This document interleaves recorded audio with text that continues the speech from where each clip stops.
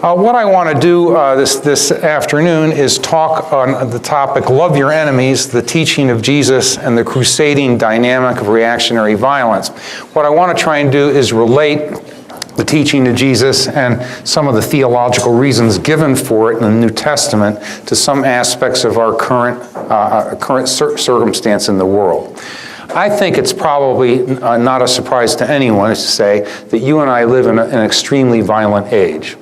You can see that in the papers, and very often people talk about extreme violence. All sorts of things are done, and I don't need to go through the litany of things, but they're truly horrible in a variety of different ways. Some of these have to do with attacks on civilians and so forth by extremist groups. Sometimes it also has to do with attacks, it's mistargeting or something where civilian groups are hit directly by military forces and so forth. And these sorts of things are very, very bothersome in the contemporary world. They've been bothersome for a while. If you want to go back to the original sort of major set of attacks directly on civilians, you can go to World War II, which is in many respects, quote, the good war, right? I mean, I think that's, but on the other hand, when you think about the use of air power in that war, the direct, missiles to London and the direct bombing of Dresden and Cologne and so on and so forth, you've got major, major ambiguities with respect to the use of air power in the Second World War. In any case, you and I live in a very violent age. One of the things that's of note about the violent age is that once in a while religion gets mixed in with the violent behavior. And when it does, sometimes what happens is that a group will identify its own cause with the absolute, and the absolute being God. Or perhaps they will simply identify themselves with the absolute as complete right or wrong, right? Complete right. And what will happen then is that the opposing group will be identified as simply anti-divine and evil. And when that happens, part of what happens much of the time is the opposing group more or less falls off the table of moral concern. They now become something else. And this becomes difficult, so that the opposing group, you no longer have duties to the opposing group. Now, what I'm going to try and argue is in a Christian frame of reference, you have duties to your enemies. It's not like you don't have any enemies, but you still have duties toward them, and we want to figure out how that operates. So to do that, one of the first things I want to just say is that in the 20th century, a number of theologians talked about ultimate devotions and a kind of crusading dynamic against an evil foe. They did it with reference to nationalism in the 20th century. And you can understand why. If you just scroll back and think of the 1930s and so forth, the rise of totalitarianism and fascism and that sort of thing, in those days, a theologian, in order to get his ticket punched, need to be able to interpret totalitarianism and that sort of thing.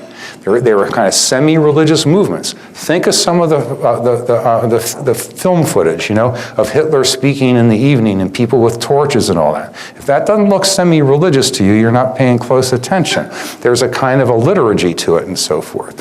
So this is the sort of thing they wanted to interpret. And what they wanted to claim was that there are different varieties of nationalism. You can have a good variety that can be self-critical. That is, the notion is that the nation points to something beyond itself, and in light of that value that it points toward, if that's a more or less good and helpful and universal value, you can sometimes criticize the present performance and structure of the nation. Example would be Martin Luther King Jr.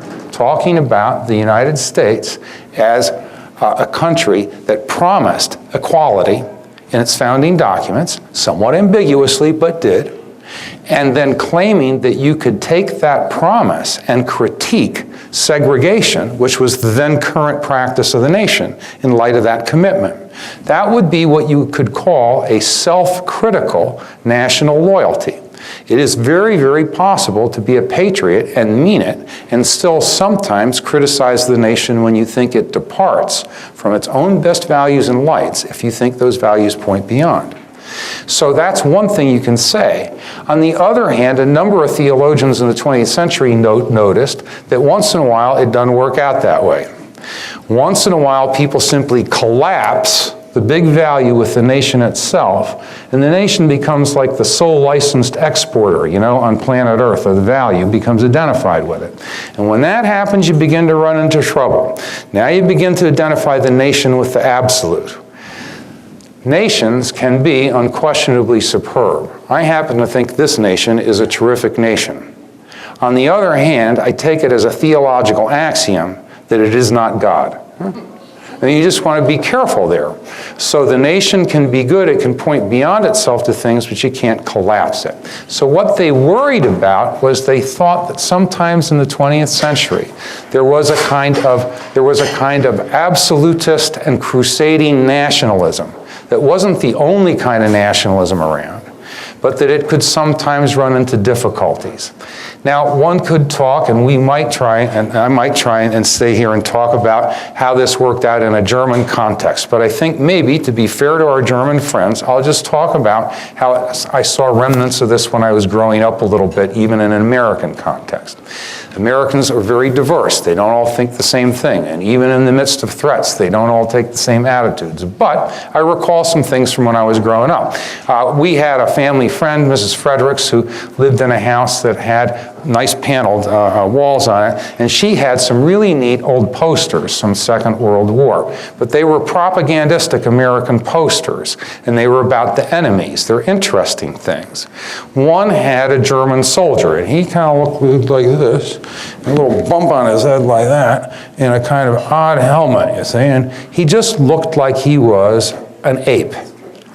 And that was intentional, because the idea was that your opponent was some sort of not quite human evil thing. Now you can contrast that with what a congressman from Illinois once said on the floor of the House of Representatives, Robert Michael, conservative Republican congressman who'd been in the Second World War, and right before one of the wars against Iraq, he's in there in a debate, and he talks about, while he was a soldier, American soldier, coming across a German unit and seeing the kids in that unit. And he said they were kids, and we were kids too. And they looked just like us.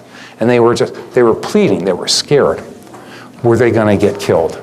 And he's crying on the floor of the House of Representatives, saying that we can go to war, but if we're going to go to war, let's really think this over first, because it's a difficult and terrible thing. Now contrast Michael's picture of a German soldier with the one I saw in the poster in Mrs. Frederick's house. He's talking about a guy that looks just like him, a young guy, and is just scared witless. See? Okay, so you can see that, and she had some other ones that had to do with the other theater of the war, which was, the Japanese, and I don't need to tell you that some of those were a little out there, and so forth. They're interesting posters. Okay, this is the sort of thing that worried some theologians in the 20th century, was that you could so collapse the absolute value with your own nation that you regard your enemy as somehow subhuman, and therefore you don't have any duties toward your enemy at all. And they worried about it with reference to things in their time period. What I want to claim is, again, you could have a self-critical kind of nationalism, but under duress, sometimes you get this other kind. All right, so now if we scroll up to our own time and place, what I want to say is that nationalism can still be a pernicious power sometimes, but it's not the only game in town. And there are some other things. Now, in the contemporary world, I think there is a kind of cultural pattern that I sometimes call a commercial hedonist paradigm. It's a pattern of cultural behavior. And what it does is it points to your freedom as a consumer and as a person who participates in a consumerist economy, and says that's the single most important thing about your life, basically. What you choose is the source of meaning, and what you buy is a source of meaning, and your profession or career is a source of meaning, and those are the top things. And that can be pressed in a number of different ways in the country, sometimes with some positive results and sometimes with some other results. It's a kind of a cultural pattern that suggests a kind of devotion to some people in the culture. This is not the first time that you see these sorts of things. Almost every culture has to provide certain patterns to its it to its members in order for them to organize their lives. And the reason they do is because people do so many different things in their lives. How are you going to figure out what's important and what's more important than the next thing? You know, just think of the number of things that you and I might do. We go to work, we have families, we go to sporting events, we participate in churches, we participate in, recreational activities, all this sort of stuff. What holds them together? Is there some kind of a pattern? What's most important and how does that work? And typically cultures help people sort that out with some kind of a pattern. Older one was in Christian Rome. It was a kind of Christian Roman paradigm. One day, St. Augustine gets a note from a military commander in northern Africa. And the military commander's name's Boniface, and he's saying, my wife died about a year ago. I no longer like this stuff about being a military commander, so I think what I really want to do is become a monk. Now, that's not the same thing one might think today in a lot of different locations, but that's what he wrote to Augustine. And Augustine wrote him back and said, you know, there's more ways to serve God than being a monk, and one of them is by being a good military commander. And we're being invaded by people from the north, and these towns need to be defended, and I recommend that you stay where you are, and that's your vocation. And he did. But what I want you to notice, it's a kind of Christianized Roman paradigm. He has religious reasons for wanting to do this, and that he gets from his culture. Well, one of the paradigms in American culture, not the only one, I think, is this commercial hedonist one. Make choices that have to do with career and commerce and consumption. And those are meaningful and they're also enjoyable, and that's what puts the world together. Now, that way of thinking is not the only thing going on in American culture. I think almost any time someone says American culture is X or American culture is Q, have they been around? It's a pretty complex place. People go bowling and go to ballets. People play checkers and play video games. There are people who are daughters of the American Revolution, and there are sharecroppers, and there are gas station attendants, and there are CEOs, and they don't all think the same thing. What a surprise, huh? It's a very diverse culture, but one of the things in it is this kind of commercial hedonist paradigm, I think, that you see sometimes. Now, what happens, I think, part of the time in American culture is this. You get going, and you've got some people in the military, and they still have a kind of national devotion to duty to something beyond themselves.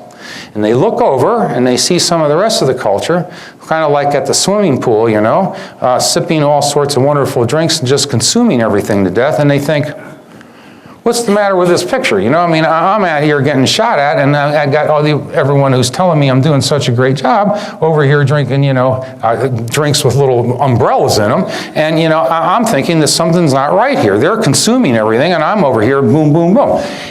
And you know, what happens in some parts of the American military now is they worry about the rest of the culture. They're not sure that the rest of the culture is really devoted to something beyond itself. They're a little worried that some Americans are just kind of out there having a great time, a little bit at their expense. And if you want to hear some people talk that way once in a while, you can go up to the U.S. Army War College, where, you know, you've got people devote a whole career to a kind of loyalty to the nation that can cost them and does not pay them the highest amounts of money and all that kind of stuff. And they wonder sometimes about the rest of the culture is working on different fuel.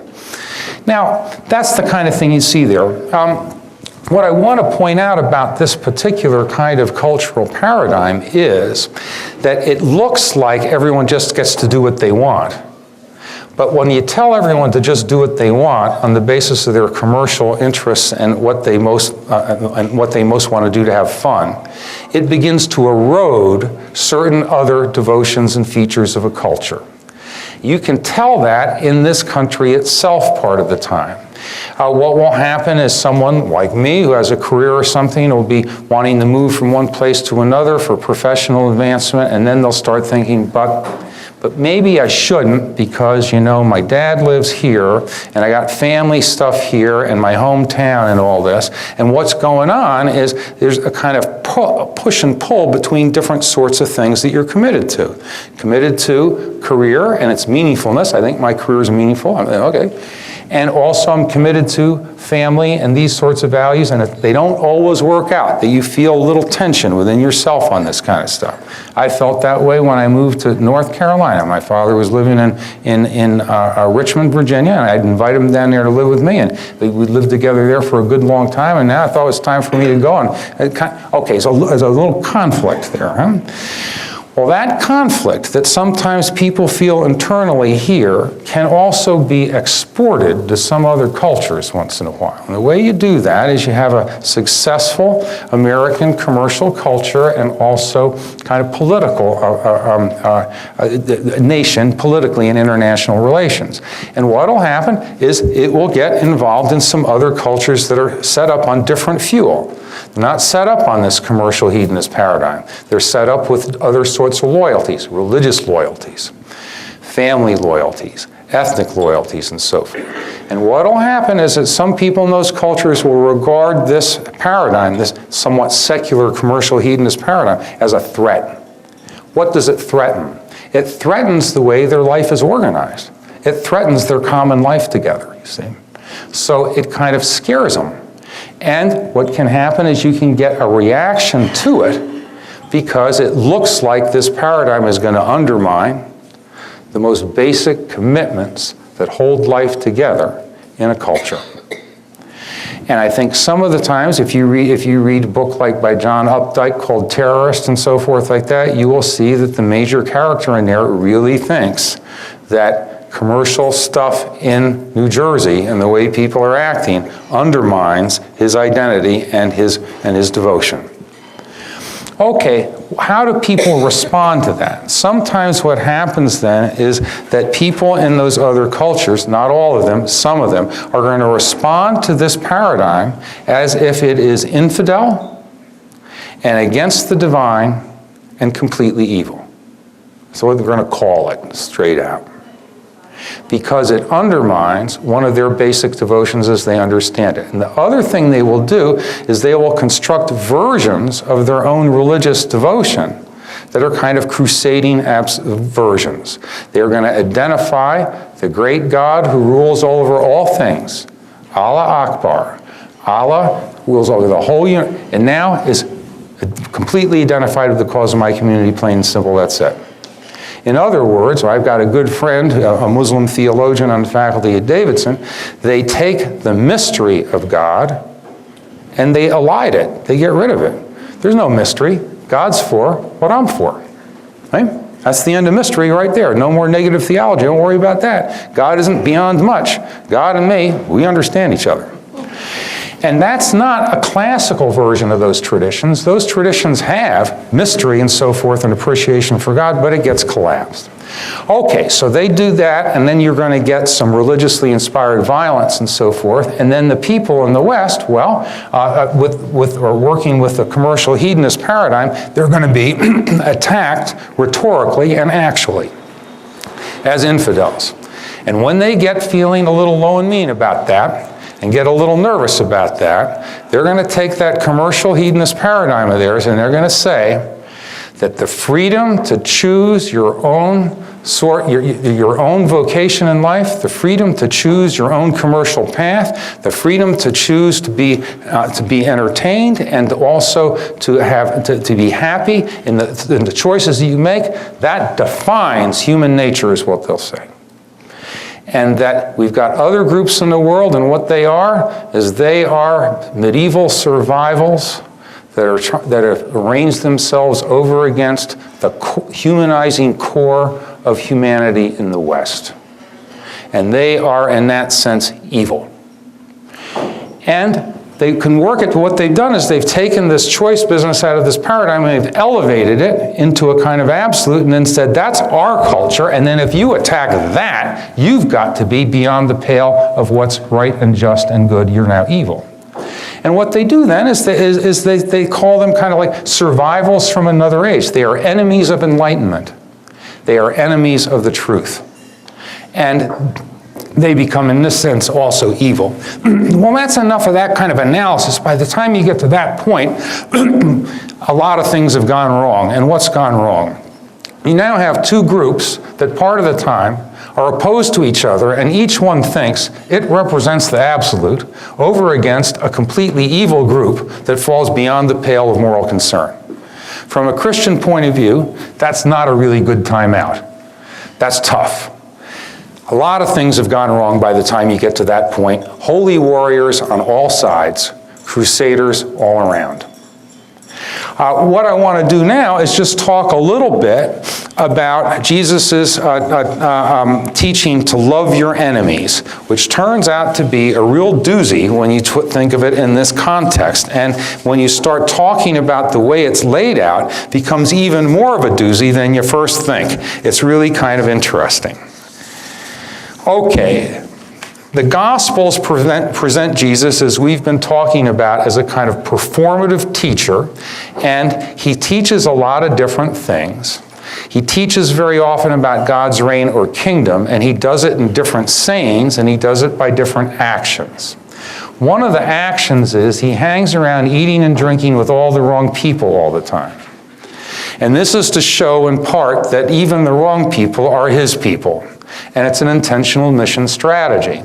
Another thing he does is you'll notice in one of the Gospels when a Roman centurion comes to him and says that I have a servant who is ill and needs to be healed, he heals the Roman centurion's servant. Now I want to just go over just what bad taste that is politically for Jesus to have done. We need to clarify this.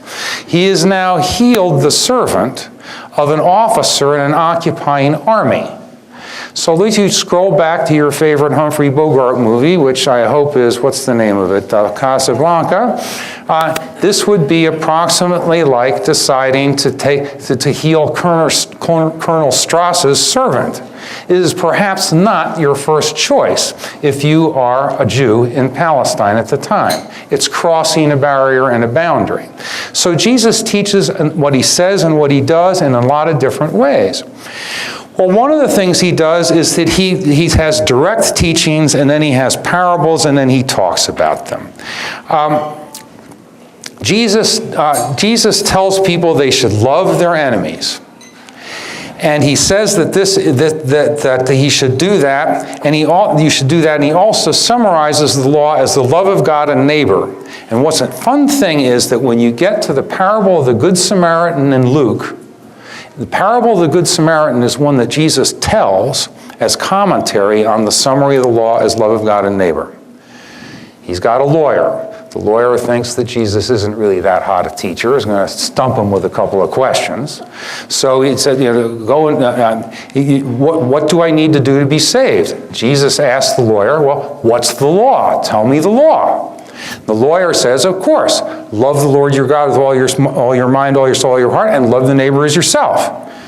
Jesus says, you've spoken rightly. Go do that. The lawyer says, well, I think I can still trick this guy. Well, you know how lawyers are. Our daughter's a lawyer. I can still trick this guy. And I ask him another question. But who is my neighbor? You see? Okay. So then Jesus tells a story. And the story is the story of a Good Samaritan going down the road, the Jericho road, and it twists and turns. And a man is on the road, and he's beaten and stripped and left half dead. Now, at different times, a priest comes by and a Levite comes by, and they pass by on the other side of the road. They are respected members of Jewish society, and you want to remember for the purposes of this story that Jesus is himself a Jew and all of his followers are Jews too. No fair calling them Christians yet because they don't have their own churches or communities or anything. They are a Jesus party within Judaism, and he's talking to a lawyer who's also a Jew. So everyone respects these people who are coming by, but they don't stop. Now, as soon as that's the case, things are looking pretty low and mean for the guy on the side of the road. The best representatives of society have come by, and it's nothing. And he's dying. And then you get in the turn of the story the phrase, but a Samaritan. And with that one line, but a Samaritan, the whole thing changes. Now he has an opportunity for life again. Now he has an opportunity for community again. Now not everything is over. And the Samaritan, as you know, goes over and bandages his wounds, puts the man on his own animal, takes him to an inn, takes care of him, and then the next morning pays the innkeeper and gives the innkeeper extra, saying, whatever extra you spend to take care of this man, take out of this, and if it's more than this on my return journey, I will repay you. And then Jesus turns to the lawyer and says, which one of those three proved to be neighbor to the man in need? And the lawyer says, well, the Samaritan. Now, and then he says, go and do likewise. Well, now let's talk over Samaritans and Jews a little bit at the time. They hate each other's guts, would be the short way of putting this. Samaritans are supposed to be deficient religious characters who have the wrong religion, and the feeling is mutual, and the Samaritans think the same of the Jews. A couple of chapters earlier in the Gospel of Luke, Jesus and his disciples are not received by a Samaritan village. They don't want to talk to them. Why? Because the Samaritans don't want to talk to Jews, and Jesus and his disciples are Jews. Not only that, we have a Roman historian, Josephus, who tells us that in the first century, there were a number of skirmishes between Samaritans and Jews, that is, violent encounters. So they not only dislike each other, but they're beating on each other. Okay, so the first thing that happens in this story is, it is the Samaritan who's held up as the one who proves neighbor, loves God and neighbor, who fulfills the law. He's being held up as the example to a Jewish lawyer, and the Jewish lawyer has to admit that if he wants to be truly godly, he needs to act like the Samaritan. This is what you call bad taste, or good taste, alternatively, if you might say. And he's being forced to say that someone who is his enemy can in fact be a follower of God and good and noteworthy and praiseworthy. Now there's another dimension to this story. It's a parable, so you can interpret it a number of different ways. You never get a complete answer to some of these things, but who is this guy on the side of the road who's been beaten up? It's hard to tell. One, he's been stripped. So the way you usually tell who somebody is they got their clothes, and you kind of tell a little bit from their clothes. You might be able to tell whether it was a Roman or a Samaritan or a doctor or a lawyer or something if they just had on, a suit and a tie. But he doesn't have this on anymore because he's been stripped, and then he's been beaten. So it's hard to tell who he is. So one possibility is that the Samaritan is just a generic everyman. We don't know who he is, and we're not supposed to know who he is. And the Samaritan helps him, whoever's in need. Another possibility is that it's entirely probable that the person going down the road there would have been a Jew. A Samaritan should not be in that particular neighborhood much of the time doing this. Is a little bit out of place. And so the beaten man could be a Jew. And if that's true, not only does the Samaritan help his neighbor in need, he crosses a barrier and a boundary to help his enemy, a member of a group who despises him and his group, and whom his own group also despises.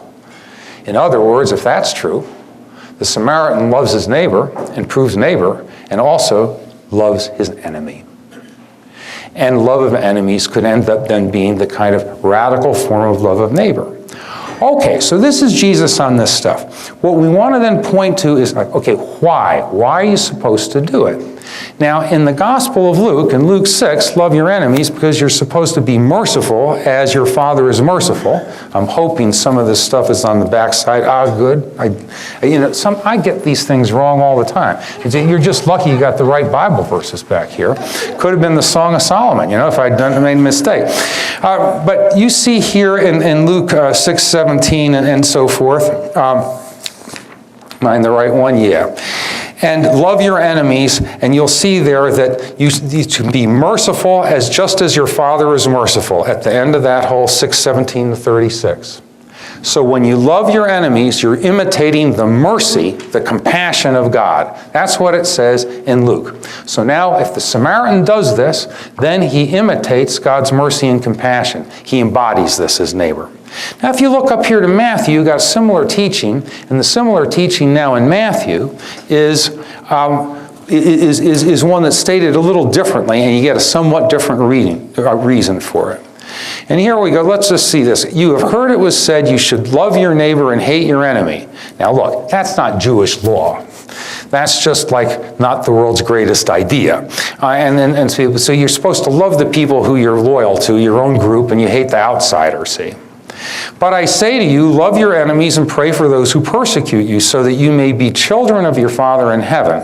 For he makes his sun to rise on the evil and on the good, and he sends rain on the righteous and on the unrighteous. For if you love those who love you, what reward do you have? Do not even tax collectors do the same? And if you greet only your brothers and sisters, what more are you doing than others? Do not even Gentiles do the same? Be perfect, therefore, as your heavenly Father is perfect. So love of enemy is presented as a way of being perfect the way God is. Now, the chances of you and me being perfect the way God is all the time are slender. So we want to keep that in mind, but nevertheless, this is an important point being made here at this point in the Gospels. It accuses, but it does other things too. So if you're going to be perfect the way your heavenly Father is perfect, what's the example? The example is you should be indiscriminately benevolent to people the way God is. God's Son, the sun shines on the just and the unjust. The rain falls on the righteous and the unrighteous. No discrimination there. They all get this good benefit. And if you want to be like God, you don't discriminate either. You're benevolent to them too. So there is the kind of reasoning for it. The idea is that if you treat others the way God treats others, the way the Creator of heaven and earth treats others, Creator of heaven and earth doesn't decide that someone who's a jerk over here doesn't get any rain on his field and the good guy gets all the rain. I know there are a couple theologians in Virginia who say that once in a while. One of them from Virginia Beach and one that used to be in Lynchburg. But I'm here to tell you, it does not accord with what you got here in Matthew. So quick, call them up in Virginia Beach before they get too excited. I mean, you got some of these people who think a hurricane hits New Orleans, and they know why. It hits New Orleans because there's gay people in New Orleans, or because they like to drink bourbon in New Orleans, or some reason, or they speak French. I don't know what it is. But he knows an awful lot when he says that, and he knows more than you would know on the basis of this sort of remark here. The rain falls on the fields of the just and the unjust, and occasionally, as you may know, a storm hits the just and the unjust too. Just talk to the people in Boston. They can't all be evil, but they're all under snow now. Okay, so we've got this here. So what can we say about this? How does it undercut this dynamic of reactionary violence? The way it undercuts it is this. If you and I had no enemies in the world, it would be tough to apply the story of the Good Samaritan to our own lives. But as it turns out, at least hermeneutically speaking, which is a fancy word meaning interpretatively speaking, we're lucky. We're in a good spot to interpret the Bible because, in fact, we do have enemies. Right? Now, that's not altogether a good thing, but it helps you understand the Bible. So if you didn't have any enemies, you have trouble with this. So now you got some enemies, and here's the thing. In some contexts, someone is your enemy. Maybe they are your enemy because they are of a group that doesn't like you and your group doesn't like them. That's a pretty universal human phenomenon, and it's tough to get away from it. I know this from growing up in New Jersey. But I'm pretty sure it's true elsewhere too. I'm not going to bother you with stories from gas stations where I work coming up, but some of them illustrate this pretty thoroughly. My wife is scared I'm going to tell one of them. I'm not going to tell them. So someone can be your enemy in that context. Someone can be your enemy in a national context, and in a context of conflict and a war can relevantly be your enemy. But in some other context, namely in relation to the God who creates heaven and earth and rules all things, you are both fellow companions and creatures in God's world and existence. That's who you are fundamentally. And at that level, it's not your enemy, it's your companion in being, your companion in existence. And if we got really eloquent, we could even claim that that's true of some non-humans hanging around too. That they might be your companion in creation in some relevant way, and at some point you owe them that way too. And we could dance off into an ecological ethic, and I'd be all for it. But here we want to just keep our minds on this, focused on this one thing. You've got an enemy. Jesus is not saying you don't really have any enemies. He's not a nut. He's living in Palestine. People have enemies. He is telling you that you should love your enemies. He is telling you that your enemy is still someone who deserves moral concern and to whom you have some moral duties. Now, how shall we understand this? We can go back to St. Augustine. St. Augustine understood this a certain way. St. Augustine said that, yeah, you're supposed to love your enemies and you're supposed to love your neighbor, but he didn't quite put it this way, but he might have. Suppose we change the story of the Good Samaritan just a little bit. Suppose we turn it into the story of the early Samaritan. Gets there too soon. He doesn't get there after the guy's been stripped and beaten. He gets there while the guy's being beaten and stripped. What shall he do to help his neighbor? Augustine had an answer to that. If the innocent are being attacked, it is okay to use force to try and keep them from being attacked. He's not a pacifist. So Augustine thought that you could use force against an enemy. You had to have reasons. And they had to have good reasons, and they had to be reasons that you could accord with love of neighbor. And if you think about it, very often when people exercise military force, most soldiers aren't out there just fighting for their own dinner, and they're for their own house or something. In the South, they claim this a lot, but I think that's holdover from the Civil War. And there's some truth to it. But what most soldiers are doing out there is they're defending other people and trying to keep them from attack.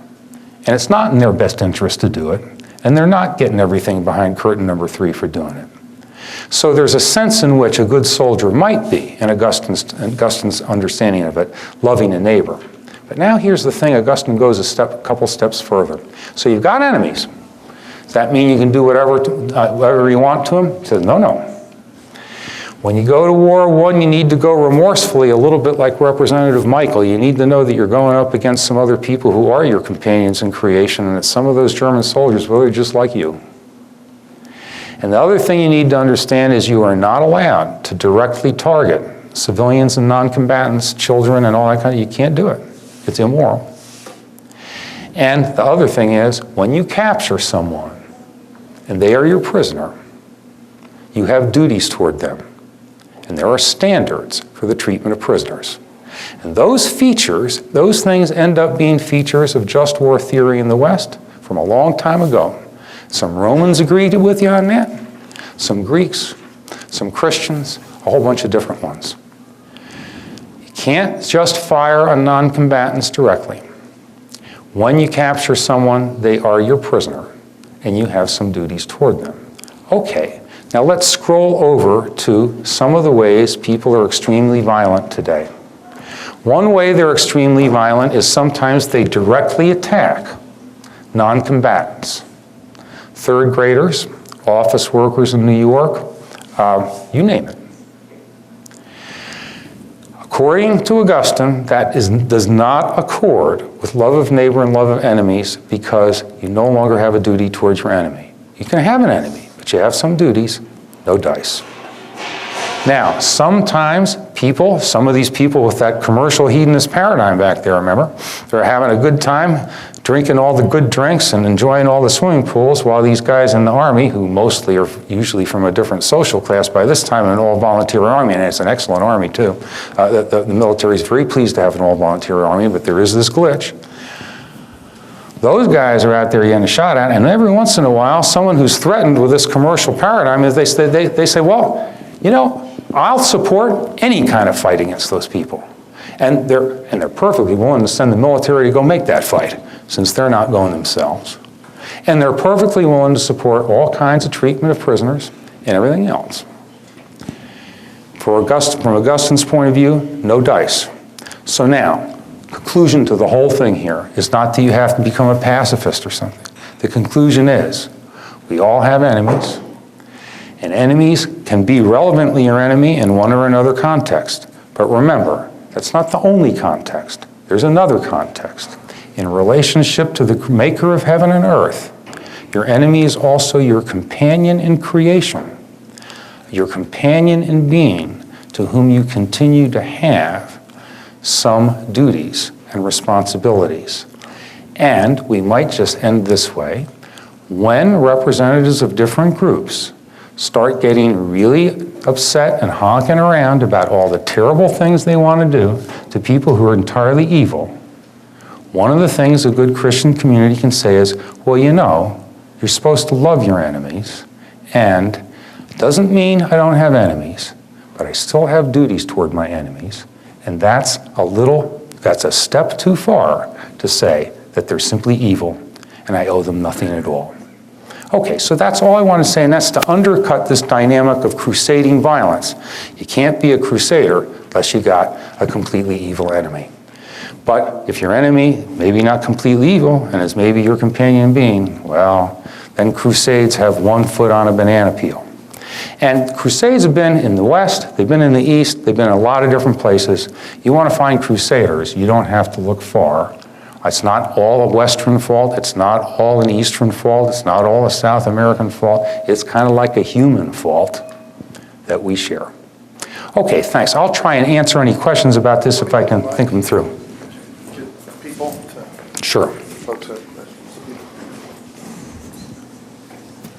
Yes, ma'am. When I listen to you, No, everyone back there can't hear you. Just hold When I right listen- up, right up to your mouth. when I listen to you, it sort of reminds me of Rommel. Is that a good, Here, you've got, no, yeah, sorry. You have to hold it right up there. okay. Is that That close. Yeah. During World War II, Rommel was a German soldier Yes. who was highly respected because, from what my husband told me, because he was really into reading those things, he sort of, that was sort of his philosophy, was it not? Well, I don't know so much about Rommel's biography personally. I mean, I do understand he was admired by many people, and this would be one of the reasons why. And if that's so, it would hold up. I think it is true. I mean, Martin Luther once wrote a treatise. It was called "Can Soldiers Too Be Saved?" You know, that was supposed to be the limiting case, and the answer was yes.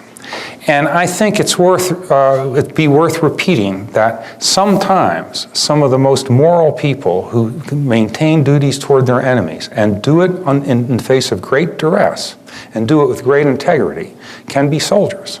Well, And- the yeah. story about him is just amazing. Yeah. You read it? I haven't read. I don't know all about him. What I know about him is the stuff I used to see on TV when I was a kid, where they keep having the films from World War II, and he was very highly regarded. I know that. The book on it Right.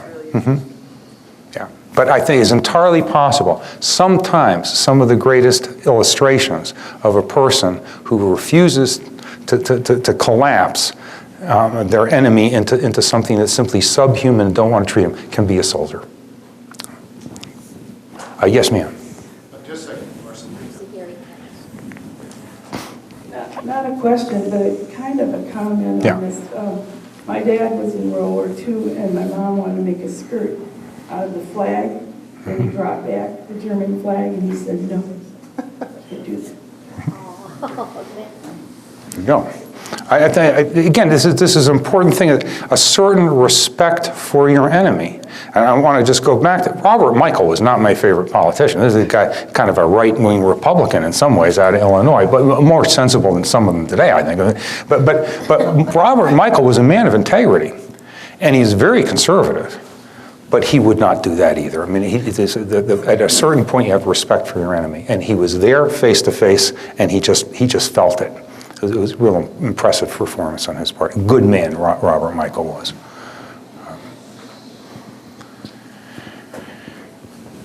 When you look at the Old Testament and some of the things that transpired during Jeremiah's time, when Yes. we're studying with John, and some of the Yes. other violence that occurred then, Yes. how do you relate that relative to the violence that we see today?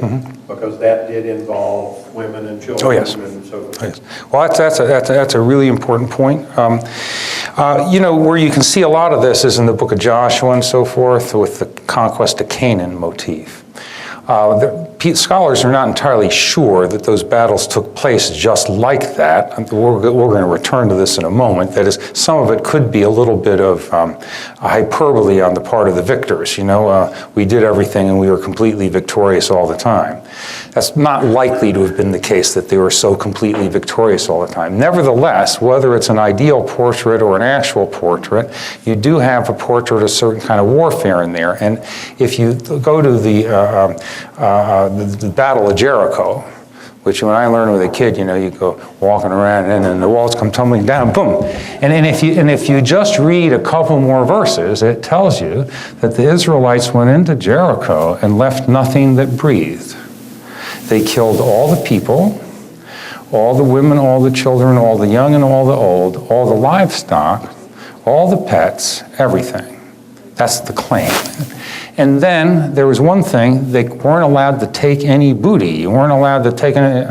You're allowed to kill them. Why? You can't take the watch, right? And that may be that in some ways it's a kind of minority report. There's still some things that belong to God. There are limits somewhere, but there appear to be very few limits. Myself personally, I would say a couple things about passages like that. One is that they come before the emergence of standing professional militaries. That doesn't come till later in looking in Hebrew scriptures, and you'll see it happens with Israel with Saul. Saul becomes the first king. Israel wants a king because their neighbors have kings. And the big thing about a king is a king has a standing army, and they practice. And they got actual weapons. Well, not the old Israelites. They didn't want to change the way they were doing things, so they had still a bunch of judges. And what they do is, if we think we're being attacked, we'll go all together like this, get all together out here, perform a few sacrifices, and a forward ho, let's go, see? And they are getting the tar kicked out of them by some kings with standing armies. It's not even close. So they want a king, so they get Saul. Now, in the positive stories, Saul is taller and more handsome than anyone else. That's the ones that like the kingship, see? And then in the negative stories, the one that like the old judges, he's cowering underneath a bushel and he's scared. And then Saul starts waiting for Samuel, who's a judge, to show up and do one of the sacrifices so he can take these characters, these Middlesex villagers and farmers, into this war. And Samuel's not showing. He's waiting. And Saul's army is beginning to go home. And now his problem is he's going to go up against this standing army and everyone's going to get killed, and it's his responsibility. He can't get this guy Samuel to perform a sacrifice. So finally, Saul says, okay, I'll perform it myself. And then, boom, out from behind a bush like he was there all the time. Samuel said, because you did that, you disobeyed, blah, blah, blah, blah, blah. And he goes out there and he gets killed. Now, the next thing that happens is David finally comes down from the north. He's been up there with his merry men. And his merry men are his own guys, his own mercenaries. And he's been waiting. He didn't want to be king of that outfit. He's been waiting, and he gets a messenger and shows up, says that God's anointed has been killed. And they say, well, how do you know? He says, well, I saw it. Well, kill him. This is the original shoot the messenger. He didn't shoot him because you should have saved him. Then David comes down and says, I'll be king. And the judges are out because he brings his merry men. So he doesn't depend on those guys anymore. He becomes the greatest king of Israel with flaws. You know the story. But here's the thing. What's interesting is that until you get getting a standing army in the history of warfare is a humanizing thing. It means that war becomes conflict between combatants, potentially, and not just go in there and leave nothing that breathes, like you see in that stuff in Joshua. And I think at points when you're reading some things in the Bible, remember, religion is always under duress by other interests that people have.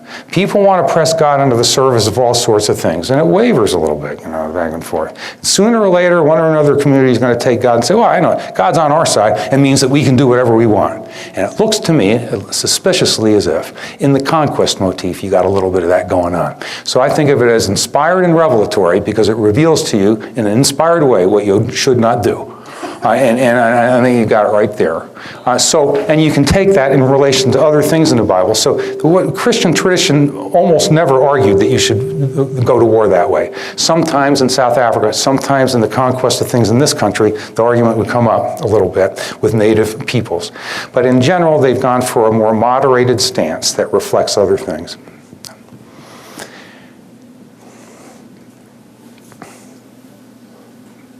That's just good old just war theory, in relation to the Bible there or something like that.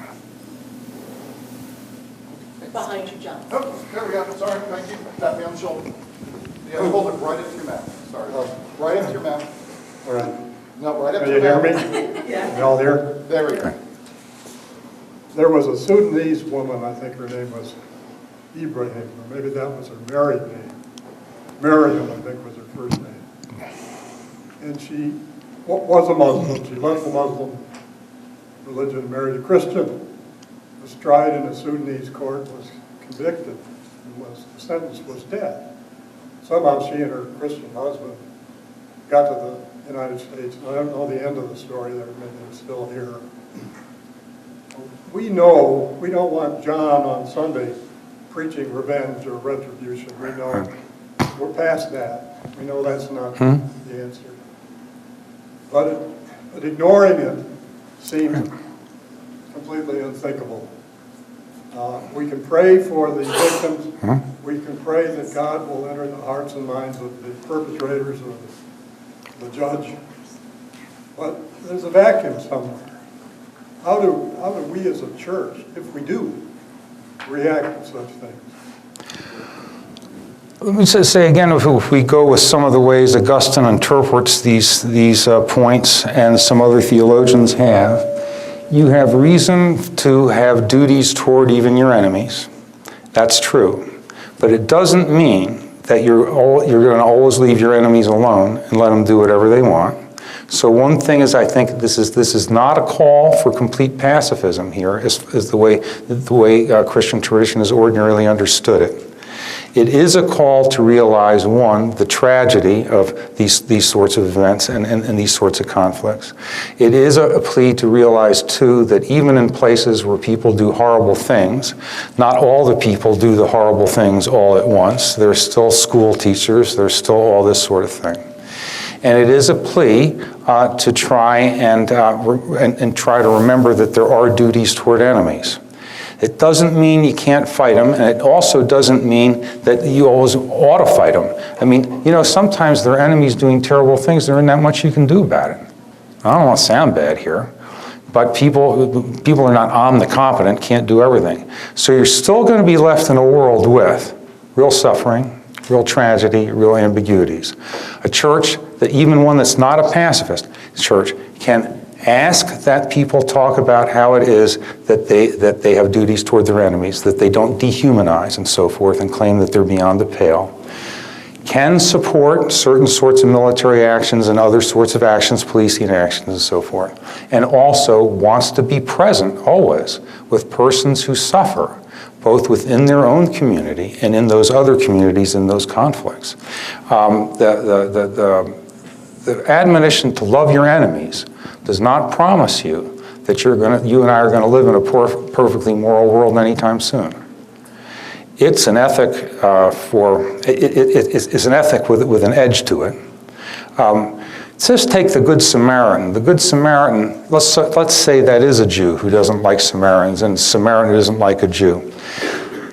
The Good Samaritan has now performed a great act of reconciliation. Does he know that the man, once he comes to, is now going to think well of Samaritans?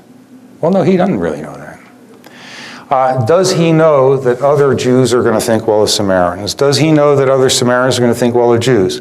He may hope all of those things, but he can't know. He can only risk the action in hope in an ambiguous and difficult world. And I think that's one of the things that needs to be said here. Ethic of Jesus is not going to bring complete peace to the world just because people decide that they're going to be more careful on these things. It's a way to try and witness to God with integrity in a world that suffers and a world of conflict. And I wish I had a better answer than that. But I don't have a better answer than that. As I think personally, and I'd be willing to argue it theologically with plenty of other people who disagree, I basically think that military service is a high quality and legitimate, that it can be done well and it can be done poorly. And I think it's an important thing to do. I think it's an important thing to respect. I think there are other ways of service too. And I think that even if you've got a good standing military and you get in a conflict, there are going to be conflicts and mistakes and terrible things that happen. And even when you're trying to respect an enemy in a number of different ways, your enemy might do terrible things. And it's just a tough way to go, I think. So don't think the teaching of Jesus promises you and me peace, love, and orange juice anytime soon. I think it's a tough way to go. But I think it's a great ethic. And it's one that makes sense. The trouble with me is I can be kind of a downer sometimes on this. If I could figure out how to do this, talk on this topic the way Joel Osteen talks about making money, you all run out of here thinking that the world's a wonderful place, and if you just love your enemy and your neighbor, the whole world's going to be great. But I can't really say that. Reinhold Niebuhr, who was a pastor in Detroit and so forth, used to claim that one of the problems with a certain kind of idealism is that it gets the impression that just by repeating the ideal and saying that the ideal is good and is needed, that the ideal will be enacted, you see? So if you say, everyone ought to love their enemies, everyone ought to love people all the time and everything, and you say it loud enough, you say it often enough, that it just makes the whole world to get better. And Reinhold Niebuhr said, look, that's just abstract and it's overly optimistic and it's silly. People have been telling people to love their neighbors for a long time. How are they doing?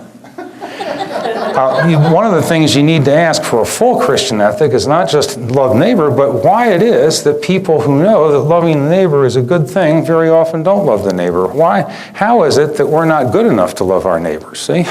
And if we know in advance we're not always good enough to love our neighbors, how should we structure things so that we can get along? Checks and balances, all sorts of things and structures in a political ethic. And I'm for that. I mean, I grew up in a family where in the Ottati family, if you think everyone is going to be fair to everyone all the time, you just are not paying attention, you know? I mean, they're nice, but they're and in my house, for instance, when there was a big decision to be made about what to do with our family, I noticed that Pam and the kids were always in the room there with me. They never left me alone to make the decision. Even though I'm generally thought to be a pretty nice guy, they thought I might not take their interest optimally into account. Well, why did they think this? I mean, they thought this in part because they had experience in general in the world with people, but they also thought it in part because they had experience with me. So it was but I noticed some other things at Union Center. I taught for 30 years. I have faculty meetings once a month. Your whole life passed before your eyes in these things. They decided everything. How do you cut the grass? Well, let's talk about it forever and ever. And I mean, I disliked the faculty meetings very much. I went to almost every one of them. You know why? Because I didn't trust those guys to go in there and decide everything without me being there. The other really fun thing about it is every time I went, I noticed they were there too. They didn't let me just go in and do it. Checks and balances for people who are chronically a little misoriented and a little too full of their own interests. Those things are important in a Christian ethic, and that doesn't come just from saying love your enemies. That comes from also understanding that, well, everybody's a little corrupt, see? And a little bit of a sinner, if we can still use that word. If you want, we can just say they're engulfed by a human fault. And it's a good reason for them to say a prayer of confession once a week, if all else fails, in worship. It's a good thing. See, they're saved by grace anyway. It's not like you're giving up the ghost here. Saved by grace. It's not your merits that get you there, but you need to be able to be realistic about both yourself, your own community, and others about the sorts of corruptions that come up. And so you try and structure institutions in ways that anticipate that can mitigate some of the difficulty and help you move toward good. And I think military stuff is one of those institutions, and it's imperfect. Yeah, Marcy. Sort of a comment, but I think as an individual, I think you just have to pray each time you meet somebody that God helps you to present yourself the way and represent Him the way you want to be treated yourself, and it isn't always the people that you think they're. I mean, it's like if you think you're better than somebody, then you got a problem because you got to work out that you're not really better than they are. We all have flaws. And to me, I think it's an individual. Globally, yeah, I know that's important, but I think it has to get to day and not classify groups so much as we do sometimes. I like the remark when Martin Luther King Jr. used to say that he was so glad that Jesus didn't say like your enemy, it was love your enemy. And he wanted you to be clear that you have duties of love and moral duties to people, even ones you find distasteful, that you don't particularly like. And that this was a helpful thing, that you should love the neighbor for God's sake. Calvin says, at that point, you will say that your neighbor may have deserved something far different from you, and ye may have. But then Calvin says, but what has the Lord deserved? For God's sake, you love the neighbor. I think that's an important thing to keep up, and to keep in mind. Even if you do some really, really good things, you're involved in a really good mission somewhere and stuff, and you're helping all sorts of different people. You think you're really going to like them all? No. Probably not. But that liking them is important, but that's not the only thing here. Boy, Martin Luther King Jr. said, I'm sure glad Jesus said love your enemy instead of like your enemy, because I don't think I could do that.